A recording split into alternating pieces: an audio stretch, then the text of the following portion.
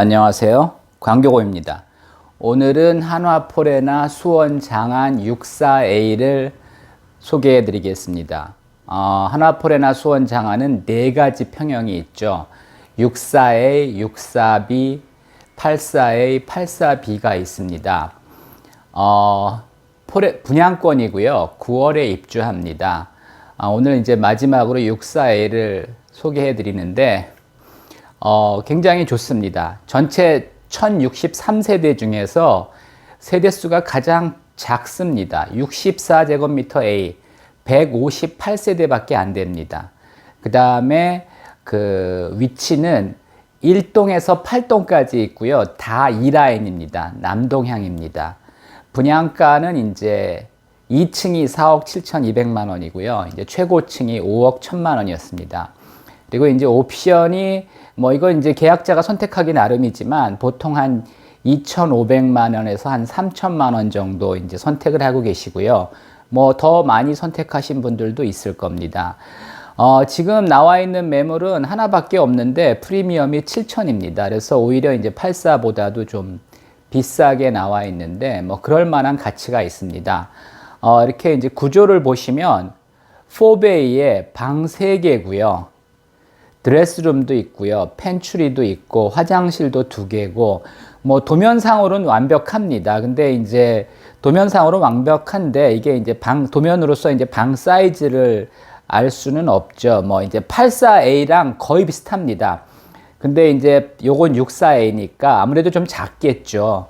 근데 이제 보통 우리나라에서 이제 많은 25평 아파트보다는 그래도 좀 클 겁니다. 왜냐하면 64A고 이렇게 이제 발코니 확장을 했기 때문에 이보다 더 좋은 구조는 사실은 나오기는 어렵습니다. 4베이에 방 3개, 화장실 2, 드레스룸도 이제 마통풍이 되는 구조고요. 그 다음에 이제 펜츄리도 있고, 이보다 더 좋은 구조는 아마 나오기가 좀 어렵습니다. 그래서 굉장히 좋은 구조고요. 가격도 물론 이제 돈만 있다면 당연히 84A가 더 좋죠. 근데 이제 누구나 내 집 마련하는 게 이렇게 쉬운 일은 아닙니다. 그리고 예산이 빠듯하기 때문에 64A 굉장히 좋습니다. 근데 이렇게 매물이 많이 나올 것 같지는 않습니다. 이 평형은. 왜냐하면 지금 이제 5억 1천에 분양을 받으셨다고 가정을 하죠. 그러면 이 돈 가지고 지금 이 정도 아파트를 살 수 있는 데가 거의 없습니다. 그러다 보니까 이제 기존 계약자들이 사정이 있으면 팔 수도 있지만 이렇게 파는 물량이 이제 많을 것 같지는 않고요. 요게 이제 많지 않기 때문에 사기도 좀 어려울 것 같습니다. 그리고 이제 오늘은 좀 중도금에 대해서 좀 말씀을 드리면 중도금은 60%입니다. 근데 여기가 이제 규제가 많을 때 분양을 했기 때문에 중도금 대출이 이제 40%밖에 안 됐습니다. 이자 후불제였고요. 근데 이제 이거를 분양권을 사실 경우에는 중도금 대출은 이제 매수인이 승계를 하죠. 근데 이제 이자 후불제다 보니까 대개 이제 이자는 입주할 때 이제 정산을 하는데 이게 이제 매수인이 부담을 합니다. 계약에 따라서 특약을 정하면 매도인이 낼 수도 있지만은 그런 경우는 이제 거의 없죠. 왜냐하면 입주할 때 이제 내는 거기 때문에 이제 그런 것도 있고, 또 이게 매도인이 이제 양도세를 내야 되는데, 예를 들어 이제 프리미엄 7,000 받고 양도세를 내야 되는데, 제가 지난번에 양도세 66%라고 말씀드렸죠. 근데 이 이자는 그 필요 비용에 공제가 안 됩니다. 필요 비용으로. 그러니까 이게 공제가 안 되는 거죠. 그 공제되는 거는 복비, 중개수수료랑 그 다음에 이제 기본 공제 250만 원만 됩니다. 그래서 이제 매도인들이 이것까지 부담한다면 사실은 그렇게 이제 팔 이유가 별로 없죠. 그리고 이제 이자가 얼마나 되느냐. 당초에는 한 1,000만 원 정도 조금 넘을 줄 알았는데 지금 이제 금리가 올랐고 변동금리다 보니까 이게 한 1,500만 원 이상 됩니다.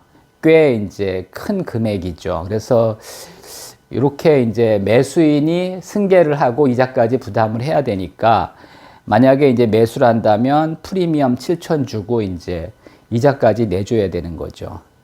근데 이거는 이제 이자는 분양받은 분도 마찬가지입니다. 이거 분양받은 분도 이제 내야 되는 거고, 이 프리미엄이 문제지 사실은 뭐 원래 이제 분양받은 계약자나 아니면 매수인이나 똑같이 부담하는 거니까 뭐 특별히 나쁜 건 아니지만 요것도 생각을 하셔야 됩니다. 이제 보통 분양권 전매할 때 뭐 분양가, 옵션, 프리미엄만 생각하시는데 요것도 매수인 부담이라고 정해져 있는 건 아닌데 하여튼 대개는 이제 매수인이 부담해야 되는 상황이고요.